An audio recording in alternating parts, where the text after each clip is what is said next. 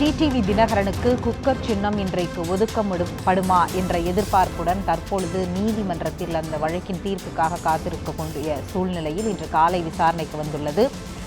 அப்போது குக்கர் சின்னம் ஒதுக்கப்படுமா என்ற விசாரணையை தொடங்கும் பொழுது டிடிவி தினகரன் சார்பில் கபில் சிபல் மூத்த வழக்கறிஞர் வாதிட்டுக் கொண்டிருக்கிறார். ஒரே நேரத்தில் இரட்டை இலை குக்கர் சின்னங்களை கோருவது ஏன் என்று தலைமை நீதிபதி தினகரன் தரப்பிடம் கேள்வி எழுப்பியிருக்கிறது. குக்கர் சின்னம் யாருக்கும் கொடுக்கப்படாவிட்டால் தேர்தல் ஆணையம் உங்களுக்கு வழங்கும் என்றும் கூறியிருக்கு. இதற்கு முன்பும் பல காரசார விவாதங்கள் நடந்திருக்கிறது. தேர்தல் சின்னம் கோரும் அமமுக கட்சியை பதிவு செய்யாதது ஏன் என்ற கேள்வியை தலைமை நீதிபதி எழுப்பியிருக்கிறார். அமமுக பதிவு செய்யப்பட்ட கட்சியா என்றும் தலைமை நீதிபதி கேள்வி எழுப்பியிருக்கிறார்.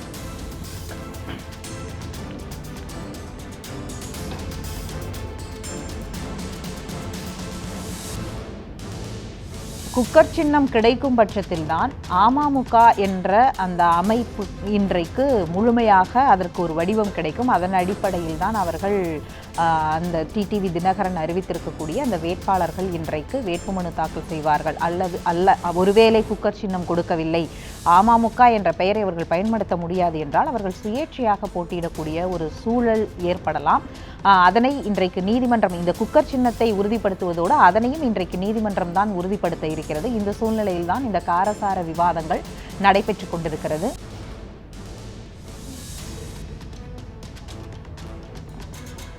ஏன் நீதிபதிகள் இந்த கேள்வியை எழுப்பியிருப்பார்கள்? அதாவது இரட்டை இலையும் கேட்கிறீர்கள், குக்கர் சின்னமும் கேட்கிறீர்கள் என்ற கேள்வியை எழுப்புவதற்கான காரணம் என்னவென்றால், மூல வழக்காக இரட்டை இலை கோரிதான் இவர்கள் போனார்கள். அதோடைய வழக்குகளுடைய நீட்சி தான் இப்பொழுது அவர்கள் ஒரு அமைப்பாக அந்த அமைப்பை கூட பதிவு செய்யாமல் இருப்பதற்காக டிடிவி தினகரன் தரப்பில் சொல்லப்படக்கூடிய காரணம், நாங்கள் அதிமுகவுடைய ஒரு அங்கம் என்ற ஒரு வாதத்தை தொடர்ந்து அவர்கள் முன்வைத்துக் கொண்டிருக்கிறார்கள். அதன் அடிப்படையிலேயே இந்த அமைப்பிற்கான தற்போதைக்கான ஒரு தற்காலிக சின்னத்தை ஒதுக்கும்படி அவர்கள் நீதிமன்றத்தில் கோரியிருக்கிறார்கள். அதன் அடிப்படையில் தான் இன்றைக்கு ஏன் ஒரு பக்கம் இரட்டை இலையும் கேட்கிறீர்கள், இன்னொரு பக்கம் குக்கர் சின்னத்தையும் கேட்கிறீர்களே என்ற கேள்வியை கூட எழுப்பியிருக்கலாம். அதன் உடைய தாக்கத்திலிருந்து வந்திருக்கலாம் அந்த கேள்வி. குறிப்பிட்ட ஒரு சின்னத்தை கொடுங்கள் என்று நீதிமன்றம் உத்தரவிட முடியுமா என்ற கேள்வியையும் தலைமை நீதிபதி எழுப்பியிருக்கிறார். ஏற்கனவே டெல்லி உயர்நீதிமன்றம் தான் எங்களுக்கு குக்கர் சின்னத்தை வழங்கியது என்றும் டிடிவி தரப்பில் அதற்கு பதிலளித்திருக்கிறார்கள். இப்படியாக அந்த விசாரணை போய்கொண்டிருக்கிறது. ஆர்கே நகர் இடைத்தேர்தலில் குக்கர் சின்னம் ஒதுக்கப்பட்டதற்கான ஆவணம் எங்கே என்றும் உச்சநீதிமன்றம் கேள்வி எழுப்பியிருக்கிறது. அம்மா மக்கள் முன்னேற்ற கழகம் கட்சியாக பதிவு செய்ய தயார், ஆனால் தற்போது நேரமில்லை என்றும் டிடிவி தரப்பில் கூறப்பட்டிருக்கிறது. இது மிக முக்கியமாக கவனிக்கக்கூடிய ஒன்று. அம்மா மக்கள் முன்னேற்ற கழகத்தை கட்சியாக பதிவு செய்ய தயார் என்றும், ஆனால் தற்போதைக்கு அதற்கான நேரமில்லை. அந்த தற்போதைக்கு அதற்கான நேரமில்லை என்று குறிப்பிடுவதற்கான காரணமாக வேட்புமனு தாக்கல் தமிழகத்தில் இன்று மாலையுடன் நிறைவடைகிறது என்பதையும் இந்த இடத்தில் கவனத்தில் கொள்ள வேண்டியது மிக அவசியம். குறிப்பிட்ட சின்னத்தை ஒருவருக்கு கொடுங்கள் என்று நீதிமன்றம் உத்தரவிட முடியுமா என்று தலைமை நீதிபதி இந்த கேள்வியை எழுப்பியிருக்கிறார்கள். அதற்கு டிடிவி தரப்பில் வழக்கறிஞராக ஆஜரான கபில் சிபல் கூறியிருப்பது, டெல்லி உயர்நீதிமன்றம் தான் எங்களுக்கு குக்கர் சின்னத்தை ஒதுக்கியது, அதனால் அதே போன்று உச்சநீதிமன்றமும் இப்போது ஒதுக்கலாம் என்ற கேள்விகள் எழுப்பப்பட்டிருக்கலாம்.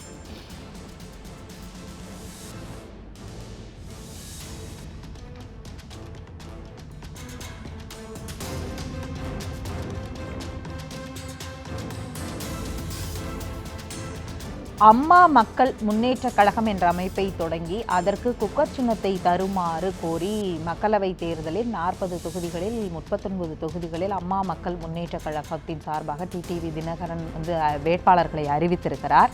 இன்றைக்கு அவர்களுக்கு குக்கர் சின்னம் கிடைக்குமா கிடைக்காதா என்ற ஒரு தீர்ப்புக்காக காத்து கொண்டிருக்கிறார்கள். தற்பொழுது நீதிமன்றத்தில் அந்த தீர்ப்புக்கான விசாரணை நடைபெற்று இறுதிக்கட்ட விசாரணை என்று சொல்லலாம், அது நடைபெற்று கொண்டிருக்கிறது. நேற்றே தேர்தல் ஆணையத்தை கடுமையாக நீதிபதிகள் கண்டனத்தை பதிவு செய்திருந்தார்கள். ஏன் வாய்மொழியாகவே பேசுகிறீர்கள், குக்கர் சின்னத்தை ஒதுக்க முடியாது என்பதற்கான சரியான ஆவணங்களை, அதாவது தேர்தல் ஆணையம் கூறுவது இன்னும் பதிவு செய்யப்படாத ஒரு கட்சிக்கு பொது சின்னத்தை ஒதுக்க முடியாது என்பதுதான் தேர்தல் ஆணையத்துடைய வாதம். அதை ஏன் வாய்மொழியாக கூறுகிறீர்கள்? ஆவணம் தானே சட்ட ரீதியாக நீதிமன்றத்தில் பேசும், அதை ஏன் நீங்கள் செய்ய தயங்குகிறீர்கள் என்ற கேள்வியை நேற்றைக்கு நீதிமன்றத்தில் எழுப்பப்பட்டது. இந்த சூழ்நிலையில் தான் நேற்று மாலை 300 பக்க அறிக்கையை தேர்தல் ஆணையம் இந்த வழக்கு தொடர்பாக தாக்கல் செய்திருக்கிறது. அந்த 300 பக்க அறிக்கையும் இரவே உட்கார்ந்து நீதிபதிகள் படித்திருப்பார்கள் என்று நம்புவோம். அதே நேரத்தில் இன்று காலை இந்த வழக்கு 10:30 மணிக்கு விசாரணைக்கு வந்துள்ளது. இந்த வழக்குக்காக டிடிவி தினகரன் தரப்பில் கபில் சிபல் மூத்த வழக்கறிஞர் வாதிட்டுக் கொண்டிருக்கிறார். அப்பொழுது நீதிமன்றத்தில் நீதிபதிகள் பல கேள்விகளை டிடிவி தரப்பில் கேட்டிருக்கிறார்கள். நீங்கள் ஒரு பக்கம் இரட்டை இலையையும் கேட்கிறீர்கள், இன்னொரு பக்கம் குக்கர் சின்னத்தையும் கேட்கிறீர்களே ஏன் என்ற கேள்வி எழுப்பப்பட்டிருக்கிறது.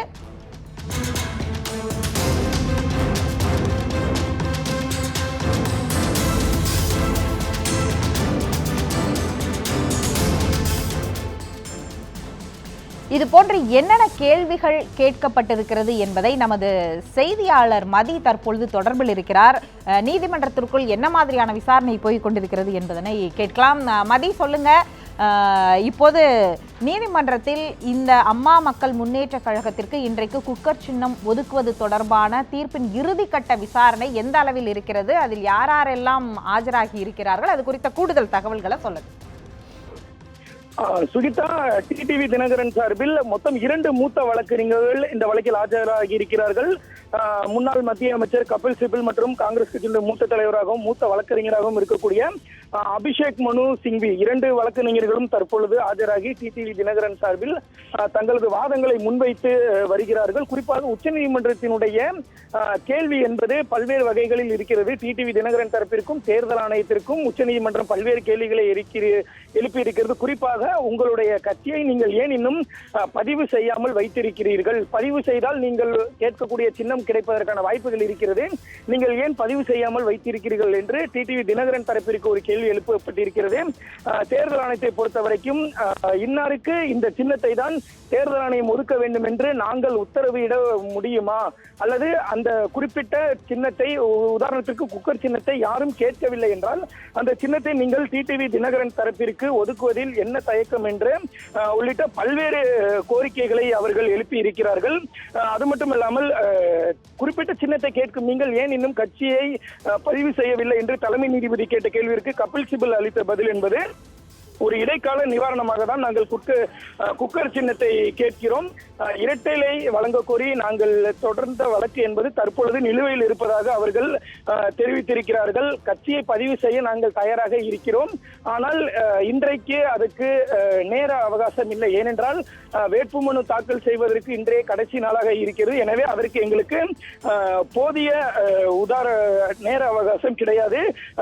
கட்சி பதிவு செய்வது தொடர்பாக இன்று நாங்கள் உறுதிமொழி அளிக்கிறோம். ஆனால் தற்பொழுது எங்களுக்கு இடைக்கால நிவாரணமாக இந்த தேர்தலில் போட்டியிடுவதற்காக எங்களுக்கு குக்கர் சின்னம் வழங்க வேண்டும் என்ற ஒரு கோரிக்கையும் அமமுக தரப்பில் முன்வைக்கப்பட்டிருக்கிறது. அதே போல டிடிவி தினகரன் தரப்பு வழக்கறிஞர் அபிஷேக் மனு சிங்வி ஒரு கேள்வி முன்வைத்திருக்கிறார். ஒரு பொது சின்னம் ஒதுக்குவதற்கு தேர்தல் ஆணையத்திற்கு என்ன தயக்கம்? ஏதாவது ஒரு பொது சின்னம் ஒதுக்குங்கள் என்று ஒரு கேள்வியை முன்வைத்திருக்கிறார். தொடர்ந்து இந்த வாதமானது தலைமை நீதிபதி அமர்வு முன்பு நடைபெற்று வருகிறது. சுகிதா, அதாவது இன்றைக்கு கட்சியை பதிவு செய்வதாக கூறியதாக சொன்னீர்கள், அதற்கான உறுதிமொழி அளிப்பதாக சொன்னீர்கள். அது எந்த அடிப்படையில் கூறியிருக்கிறார்கள் என்பது குறித்து விளக்க முடியுமா? அது குறித்த தகவல்கள் உங்களிடம் இருக்கிறதா? உதாரணமாக ஒரு கட்சியை பதிவு செய்தால் மட்டுமே அவர்கள் கேட்கக்கூடிய சின்னத்தை அவர்கள் கேட்பதற்கு உரிமை உள்ளவராக கருதப்படுகிறார்கள். தினகரன் தரப்பை பொறுத்த வரைக்கும் அவர்கள் குக்கர் சின்னத்தை கேட்கிறார்கள். இவ்வாறு ஒரு குறிப்பிட்ட சின்னத்தை நீங்கள் தொடர்ந்து கேட்கும் பொழுது ஒரு கட்சியாக நீங்கள் பதிவு செய்துவிட்டால் அந்த குறிப்பிட்ட சின்னத்தை கேட்பதற்கு உங்களுக்கு முழு உரிமையும் இருக்கிறது. நீங்கள் ஏன் கட்சியாக பதிவு செய்ய தயங்குகிறீர்கள்? தற்பொழுது நீங்கள் குக்கர் சின்னம் கேட்கிறீர்கள், அதே நேரத்தில் இரட்டை இலைக்கும் நீங்கள் சொந்தம் கொண்டாடுவது ஏன் என்ற ஒரு கேள்விதான் நீதிபதிகள் தரப்பில் முன்வைக்கப்படுகிறது. நீதிபதிகளை பொறுத்த வரைக்கும் ஒரு தார்மீக அடிப்படையில் நீங்கள் பதிவு செய்துவிட்டால் நீங்கள் ஒரு குறிப்பிட்ட சின்னம் கேட்பதில் ஒரு நியாயம் இருக்கிறது என்ற ஒரு அடிப்படையில் தான் நீதிபதிகள் இந்த கேள்விகளை அமமுக தரப்பில் நீதிபதிகள் தரப்பில் அமமுகவிடம் முன்வைத்திருக்கிறார்கள். அதற்கு அவர்களை பொறுத்தவரைக்கும் நாங்கள் பதிவு செய்யக்கூட தயாராக இருக்கிறோம். ஆனால் இன்று அதற்கான நேரம் கிடையாது. ஏனென்றால் ஒரு கட்சியை தேர்தல் ஆணையத்தில் பதிவு செய்யும் பொழுது அதற்கான விதிமுறைகள் நிறைய இருக்கின்றன.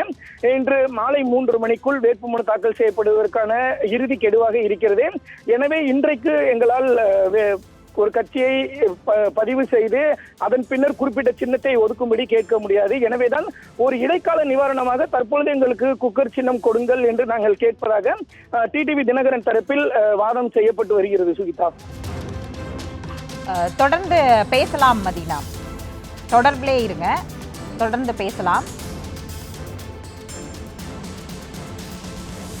அமமுகவை பதிவு செய்வதாக உறுதிமொழி அளித்திருக்கிறார்கள் டிடிவி தினகரன். இன்றைக்கு அம்மா மக்கள் முன்னேற்ற கழகத்தை நாங்கள் இன்றைக்கு நீங்கள் குக்கர் சின்னம் வழங்குங்கள், நாங்கள் இப்பொழுது உறுதிமொழி அளிக்கிறோம், நாங்கள் இந்த அமைப்பை கட்சியாக பதிவு செய்கிறோம் என்று அளித்திருப்பதாக நமது செய்தியாளர் முதற்கட்ட தகவலை பகிர்ந்து கொண்டிருக்கிறார். அது எந்த அடிப்படையில் அவர்கள் சொல்கிறார்கள் என்பது மிக முக்கியமான கேள்விக்குறி இந்த இடத்தில். ஏனென்றால் ஏற்கனவே கன்வீல்கர் ஜட்ஜ் அதாவது நீதிபதியுடைய தலைமையிலான அமர்வில் இவர்கள் அதிமுகவில் ஒரு அங்கம் அப்படிங்கிற இடத்தில் இருந்துதான் இந்த வழக்கை தொடுத்திருக்கிறார்கள். அப்படி பார்க்கும் பொழுது இவர்கள் ஒரு அமைப்பாக இருந்து செயல்படலாம் என்று ஏற்கனவே ஒரு ஜட்ஜ்மெண்ட் இருக்கும் பொழுது இப்பொழுது இப்படி கூறியிருப்பது இந்த இடத்தில் முரணாக இருக்கிறது. இது முக்கியமான கேள்வியாகவும் எழுந்திருக்கிறது.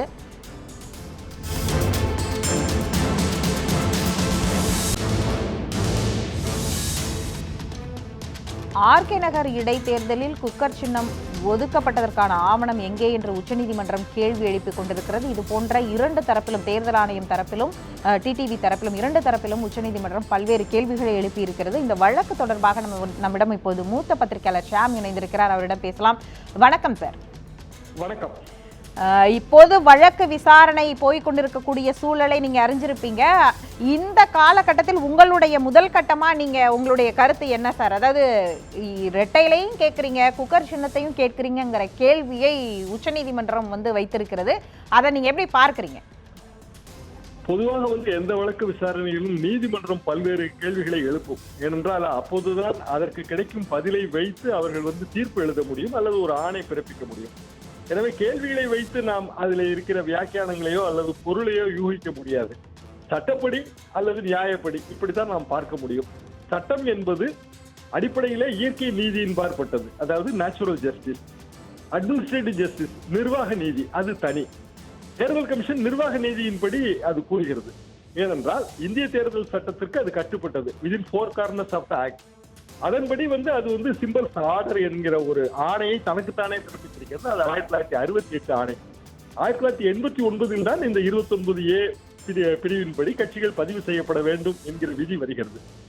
அதற்கு முந்தைய இந்த சிம்பிள்ஸ் ஆர்டர், சின்னங்கள் ஆணையிலே இந்த மாதிரியான ஒரு பிரச்சனை ஒரு அரசியல் கட்சிகளுக்கு இடையே வந்தால் இறுதி முடிவு வரும் வரை அந்த ஸ்பிளிட்டர் குரூப்புக்கு, அதாவது ஒரு கட்சி 2ஆக பிரிந்திருக்கும் போது ஒரு கட்சிக்கு சின்னம் ஒதுக்கப்படுகிறது, அதுதான் உண்மையான கட்சி என்று தீர்ப்பாகிறது என்றால் அதன் எதிர்த்தரப்புக்கு இடைக்கால ஏற்பாடு செய்து தர வேண்டும் என்றே இருக்கிறது. அதாவது எந்த பதிவுமே இல்லாமலே அவர்கள் ஒரு கட்சி தான், அந்த கட்சிக்கு ஒரு சின்னம். எதுவரை என்றால் இறுதி மேல்முறையீடு முடியும் வரை. ஆக இறுதி மேல்முறையீடு இப்போது உச்சநீதிமன்றத்தில் நிலுவையில் இருக்கிறது. அது இன்னமும் அட்மிஷன் ஸ்டேஜ்லாம் இருக்கிறது. இன்னமும் அட்மிஷன் ஆவதற்கு காலம் பிடிக்கலாம். அப்படி இருக்கும்போது இடைக்கால ஏற்பாடாக கண்டிப்பாக குக்கர் சின்னம் கொடுத்து விடுவார்கள் என்றுதான் நான்.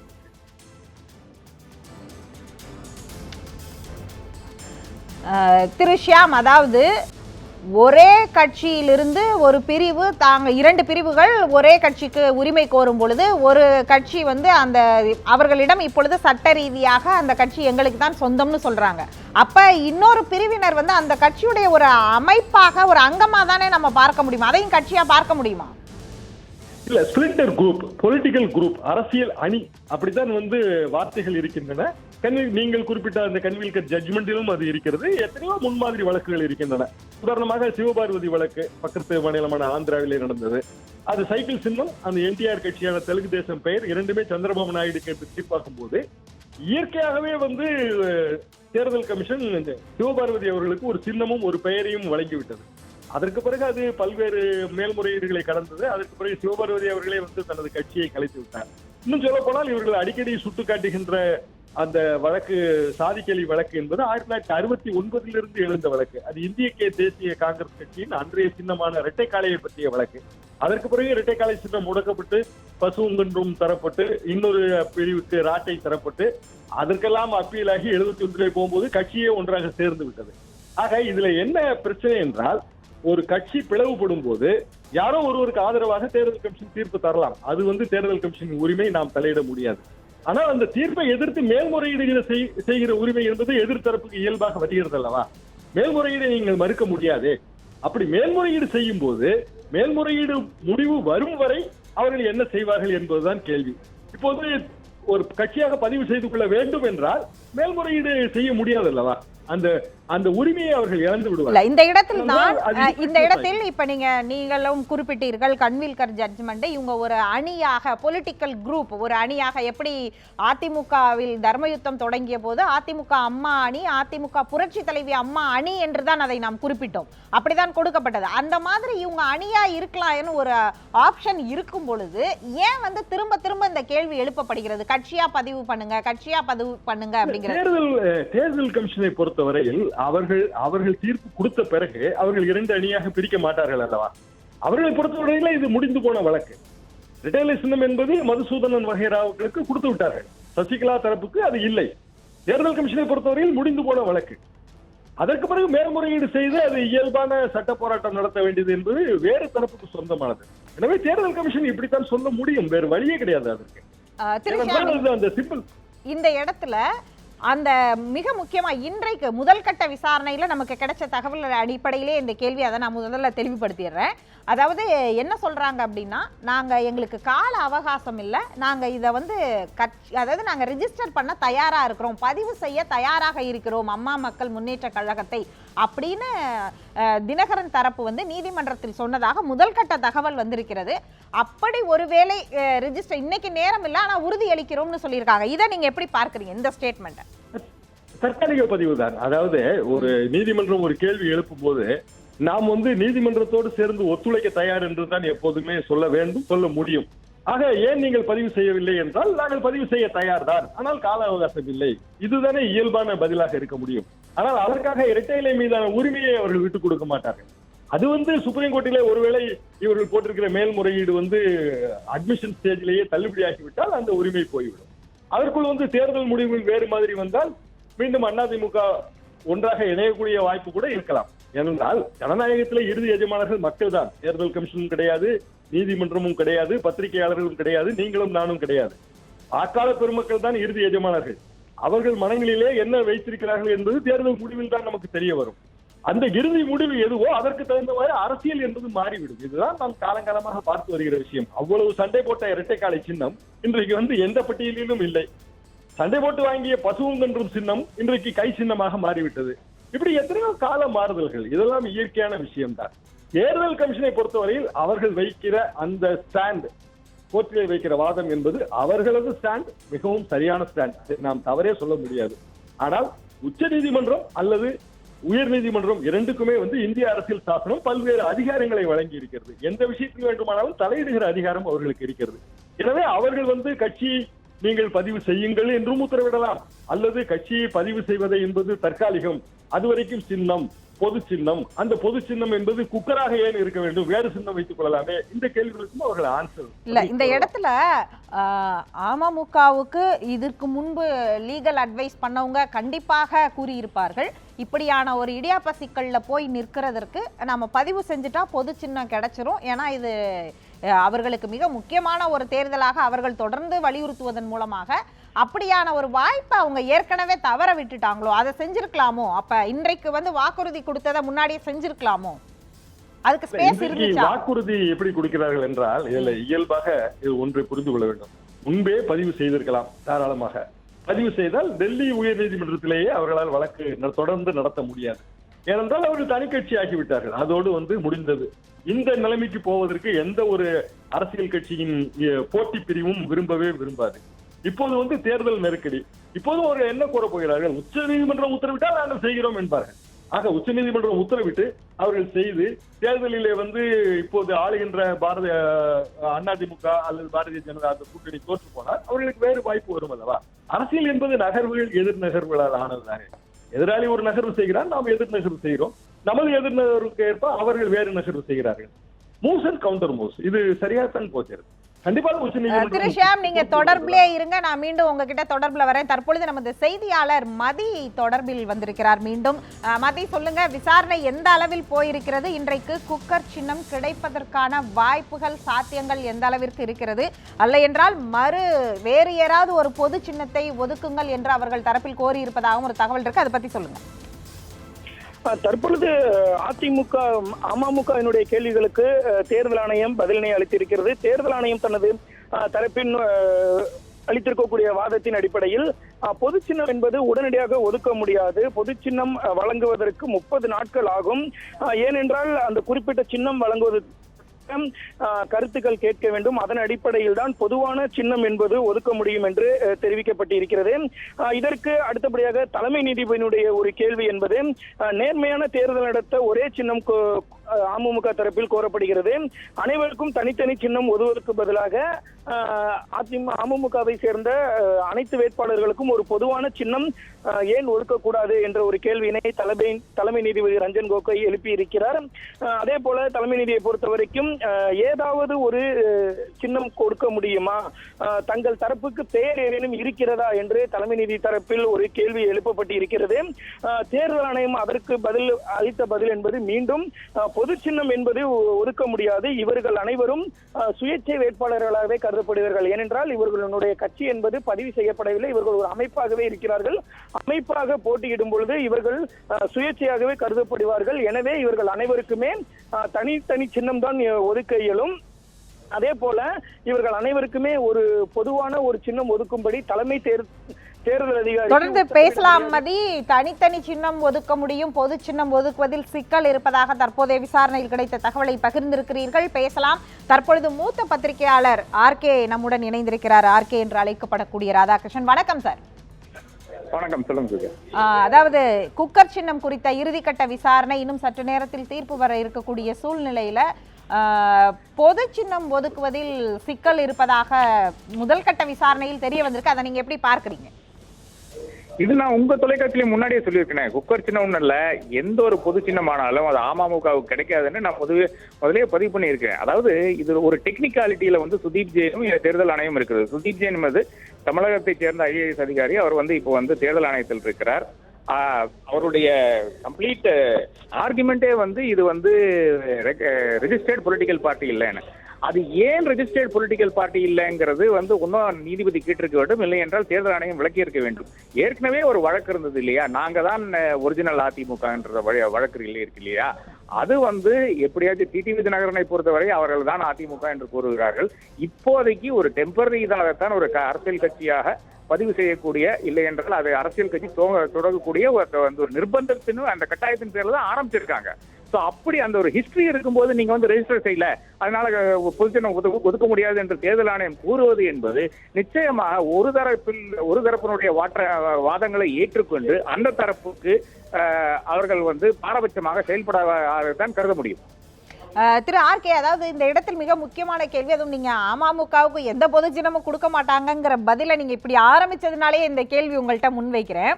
அதாவது நடக்கக்கூடிய வழக்கானது தேர்தல் ஆணையம் எதிர்த்தரப்பாவும் மனுதாரரா டிடிவியும் இருக்கிறாங்க, அப்படித்தானே இந்த வழக்கு? அப்படி இருக்கும் பொழுது ஒரு அரசியல் கட்சி இருந்ததுன்னா அதுல ஒரு அரசியல் காழ்ப்புணர்ச்சி, இப்படியான சூழல்கள் இருக்கலாம். தேர்தல் ஆணையத்திற்கு இதுல என்ன உள்நோக்கம் இருக்கும்னு நினைக்கிறீங்க நீங்க? என்னை பொறுத்தவரை நீங்க தேர்தல் ஆணையத்தினுடைய இதுவரையான இந்த ஹிஸ்டரி எடுத்து பாருங்க. விடுதலை சிறுத்தைகள் ஒரு சின்னத்தை கோருவது கிடைக்க மாட்டேங்குது, மதிமுக ஒரு சின்னத்தை கோருது, அது கிடைக்க மாட்டேங்குது, தமாக ஒரு சின்னத்தை கோருது, கோர்றதுக்கு முன்னாடியே கொடுத்துட்டாங்க. அதே மாதிரி தான், அதாவது அதிமுக கூட்டணியில் இருக்கின்ற பாமகவானாலும் சரி தமாகவானாலும் சரி ஒரு சின்னத்தை கோரியவுடன் கிடைக்கிறதும், ஒரு மதிமுகவும் ஒரு பாக்கி இருக்கின்ற விடுதலை சிறுத்தைகளானாலும் சரி இந்த கட்சிகளுக்கு கிடைக்காததுக்கும் காரணம் என்ற அந்த நியாயமான ஒரு கேள்வியை நான் எழுப்ப விரும்புகிறேன். அந்த ஒரு வட்டத்திலிருந்து பார்த்து விட்டால் தினகரனை பொறுத்தவரை தேர்தல் ஆணையமானாலும் சரி ஒரு கோர்ட் ஆனாலும் சரி இதுவரையாக ஒரு சாதகமான தீர்ப்பு கூட வரவில்லை. தினகரனை பொறுத்தவரை தினகரன் இரட்டை இலை சின்னத்துக்காக லஞ்சம் கொடுத்தார் என்ற வழக்கு இருக்கிறது. யாருக்கு லஞ்சம் கொடுத்தார் என்று 2 வருட காலமாக போலீஸுக்கு இன்னும் தெரியவில்லையா? அப்ப தேர்தல் ஆணையத்தில் யாரும் லஞ்சம் வாங்கவில்லை என்றால் தினகரன் 38 நாள் எதற்காக கைதாக இதுல திகார் செயலில் இருந்தால் என்ற கேள்வியெல்லாம் எழுகிறது. என்னை பொறுத்தவரை இது ஒரு ஸ்டாண்ட் அலோன் கேஸ் கிடையாது. இதற்கு ஒரு நீட்சியாக இதுக்கு ஒரு முன்னே ஒரு கேஸ் இருக்கிறது. நாங்க தான் ஒரிஜினல் அதிமுக என்ற ஒரு கேஸ் இருக்கிறது. அதையும் சேர்த்து பார்த்தால் மட்டும்தான் தினகரன் ஏன் ஒரு ரெஜிஸ்டர்ட் பொலிட்டிக்கல் பார்ட்டி இல்லை, அமமுக ஏன் ஒரு ரெஜிஸ்டர்ட் பொலிட்டிக்கல் பார்ட்டி இல்லை என்றதுக்கான விளக்கம் கிடைக்கும்.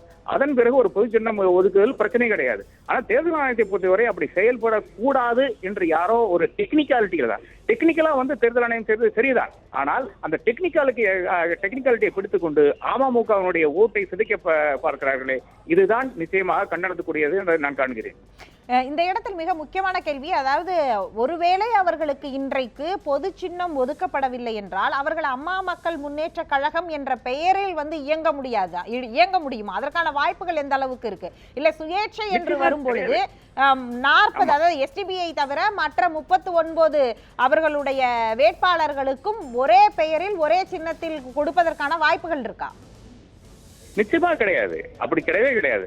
அதான் ரஞ்சன் கோகோய் அவர் பணிந்து கேட்கிறார் தேர்தல் ஆணையத்தின். நீ இந்த ஃபார்மாலிட்டி எல்லாம் இருக்கிறதாக எனக்கும் நானும் அறிவேன். ஆனால் இருந்தாலும் இந்த ஒரு சர்க்கம்ஸ்டன்சஸ் கருதி நீங்க ஒரு பொது சின்னம் ஒதுக்க கூடாதா? அந்த கீழே இருக்கிற பட்டியலில் இருந்து குக்கர் என்று அவசியம் இல்லை, வேற ஏதாச்சும் பட்டியலில் இருந்து அதற்கு விளக்கம் என்ன சொல்கிறார் என்று பாருங்களேன். இவங்க எல்லாம் இண்டிபெண்டன்ட் தான் கன்சிடர் பண்ண முடியும் என்று கூறும்போது 2 வருட காலமாக இயங்கி வருகின்ற ஒரு அரசியல் கட்சி ஒரு பர்டிகுலர் பிரச்சனைக்காக அவர்கள் ரெஜிஸ்டர் செய்ய இயலாத சூழ்நிலையில் இருக்கிறார் என்றால் அந்த ஃபர்ஸ்ட் கேஸ் அடிபட்டு போகும் என்றுதான் நான் கருதுகிறேன். அதனாலதான் அவங்க ரெஜிஸ்டர் பண்ணாம இருக்காங்க கருதுகிறேன். அப்ப அந்த ஒரே ஒரு பாயிண்ட்ல நின்று கொண்டு இப்படி பேசுவதுதான் ஒரு பிரச்சனையாக நான் காண்கிறேன். நிச்சயமாக அமமுக என்ற ஒரு கட்சி இருக்கிறதாக தேர்தல் ஆணையம் கருதவில்லை.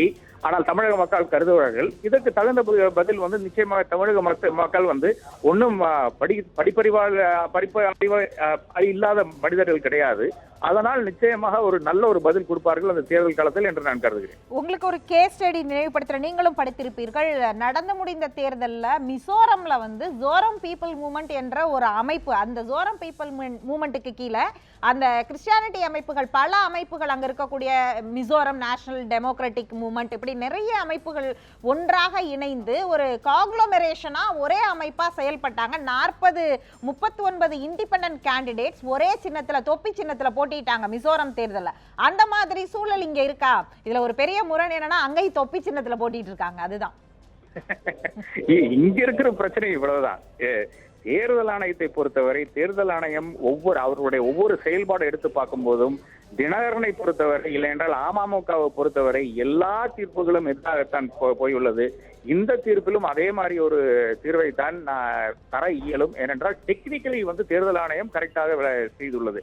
ஆனால் இந்த மேற்கோளை காட்டிக்கொண்டு அவர்கள் சுப்ரீம் கோர்ட்டில் சென்று விட்டால் சுப்ரீம் கோர்ட் ஒருவேளை சிஜேஐனுடைய பெஞ்சா இருக்கிறதுனால எனக்கு கொஞ்சம் ஹோப் இருக்கிறது. அவர் அந்த மேற்கோளை வைத்துக் கொண்டு ஏதாச்சும் ஒரு ஆர்டர் பாஸ் பண்ணா மட்டும்தான் முடியுமே தவிர மறுபடியும் தேர்தல் ஆணையம் மறுபரிசீலனை செய்ய வேண்டும் என்று அனுப்பிவிட்டால் அவர்கள் அவருடைய டியூ ப்ராசஸ் தான் ஃபாலோ பண்ணுவாங்களே தவிர அமமுகவுக்கு சாதகமாகவோ, இல்லை என்றால் ஒரு அரசியல் கட்சி நடந்து கொண்டிருக்கிறதே அந்த அரசியல் கட்சிக்கு நாம் உதவ வேண்டும் என்ற ஒரு எண்ணத்திலோ தேர்தல் ஆணையம் செயல்படாது என்றதுதான் ஒரு நிதர்சனமாக இருக்கிறது. தற்போது தேர்தல் ஆணையத்திடம் நீதிபதிகள் கேள்வி எழுப்பிக் கொண்டிருக்கிறார்கள். அதில் பொது சின்னத்தை அமமுகவிற்கு ஒதுக்குவதில் உங்களுக்கு என்ன சிக்கல் இருக்கு அப்படிங்கிற ஒரு கேள்வியை முன்வைத்திருக்கிறார்கள். அந்த கேள்வி மிக முக்கியமான ஒரு கேள்வி. அந்த கேள்வியோடு டிடிவி தரப்பில் கேட்கப்பட்டிருக்கிற ஒரே நேரத்தில் ரெட்டலையும் கேட்கிறீங்க, குக்கரையும் கேட்கிறீர்கள். இந்த 2 கேள்வியை எப்படி பார்க்கிறீங்க ஆர்கே? என்னை பொறுத்தவரை ரெட்டலை என்றது ஒரு செட்டில்டு மேட்டராக இருக்கிறது இந்த தேர்தலை பொறுத்தவரை. அப்ப ரெட்டலையை கோரி அமமுக இன்று தேர்தல் ஆணையத்தை அணுகவில்லை. இன்று அணுகுவது குக்கர் சின்னத்தை நாடினார். அப்ப அந்த குக்கர் சின்னத்தை ஒரு டெம்பரரி மெஷராக ஏன் கொடுக்க மாட்டேங்கிறார் என்ற கேள்விக்கு நிச்சயமாக தேர்தல் ஆணையம் இந்த டெக்னிக்கல் பதில் கொடுக்காம ஒழுங்காக ஒரு பதில் கொடுக்க வேண்டும். ஏனென்றால் இந்த மிசோ கேஸ், நீங்க சொன்ன மிசோ கேஸ் பல முன் உதாரணங்கள் இருக்கிறது. இந்த முன் உதாரணங்களை எல்லாம் காட்டிக்கொண்டு பார்த்தால் நிச்சயமாக ஒரு அரசியல் கட்சியை ஃபெசிலிட்டேட் செய்கின்ற ஒரு இடத்தில் தான் தேர்தல் ஆணையம் இருக்கிறது. அவர்களுடைய அந்த கண்காணிப்பு என்பது தேர்தலை பொறுத்தவரை தான் இருக்க வேண்டுமே தவிர ஒரு அரசியல் கட்சியை எப்படியாச்சும் இந்த தேர்தலில் இருந்து புறக்கணிக்க வேண்டும் என்றால், இல்லை என்றால் இந்த ஒரு அரசியல் கட்சி இல்லாம செய்ய வேண்டும் என்ற ஒரு நோக்கத்தோடு செயல்படக்கூடாது. அப்படி ஒரு நோக்கத்தோடு செயல்படுகிறதோ என்ற ஐயா இந்த கேஸில் எனக்கு வருது தேர்தல் ஆணையத்தை பொறுத்தவரை. அதே நேரத்துல வந்து இவங்க அமமுகவை பதிவு செய்யறோம், இன்னைக்கு அதுக்கான நேர அவகாசம் கால அவகாசம் எல்லாம் இல்ல, வேட்புமனு தாக்கல் செய்யணும் அப்படிங்கிற ஒரு கோரிக்கையை வச்சு, ஆனால் நாங்கள் உறுதிமொழி அளிக்கிறோம், நாங்கள் பதிவு செய்யறோம்னு ஒரு உறுதிமொழி அளித்ததாகவும் விசாரணையில தெரிய வந்திருக்கு. அதை எப்படி பார்க்கறீங்க? இல்ல பொதுவாக இப்போ நீங்க ஃபர்ஸ்ட்ல இருந்து அந்த கேஸ் பார்த்து வந்தீங்கன்னா, அமமுகவை பொறுத்தவரை அவங்க வந்து 18 எம்எல்ஏக்களுடைய அந்த இது டிஸ்மிசல் வந்து செல்லும் என்று உயர்நீதிமன்றம் சொன்ன உடனே வந்து அவர்கள் எல்லாம் அறிவித்து விடுகிறார்கள். இந்த மாதிரி 2 நாள் கழிச்சு தினகரன் அறிவிக்கிறார், அதாவது நாங்க வந்து இனி இதை வந்து மேல்முறையீடு செய்ய போவதில்லை என்று. இதை வந்து பொருட்படுத்தாமல் தான் தேர்தல் ஆணையம் இத்தனை காலமாக அது வந்து காலம் தாழ்த்தி இப்பதான் ஒரு தேர்தலை அறிவித்திருக்கிறார்கள். அப்ப இது வந்து அப்பயே பண்ணியிருக்கலாம், ஜனவரியிலேயே இந்த தேர்தல் அறிவித்திருக்கலாம், ஜனவரியிலேயே நிச்சயமாக நடத்தி இருக்கலாம். அது ஏன் நடத்தவில்லை என்றால் மறுபடியும் என்னுடைய ஐயம் எல்லாம் ஏதோ தேர்தல் ஆணையம் ஒரு பக்கம் பாரபட்சமாக செயல்படுகிறதாகத்தான் நான் கண்டு கொண்டிருக்கிறேன். அதே அதனுடைய நீட்சியாகத்தான் இப்ப கூட வந்து கொண்டிருக்கிறது. அதைத்தான் நான் இப்ப பார்த்து கொண்டிருக்கிறேன். நாம் எல்லாம் பார்த்து கொண்டிருக்கின்ற அவலம் வந்து ஒரு கட்சியை குறிவைத்து டார்கெட் செய்து அவர்கள் வந்து புறக்கணித்துக் கொண்டிருக்கிறார் தேர்தல் ஆணையம். இது நிச்சயமாக டெமோக்ரஸிக்கும் சரி, இந்திய நாட்டுக்கும் சரி, தேர்தல் ஆணையத்துக்கும் சரி நல்லதில்லை என்றதான் என்னுடைய கருத்து. நன்றி ஆர்கே.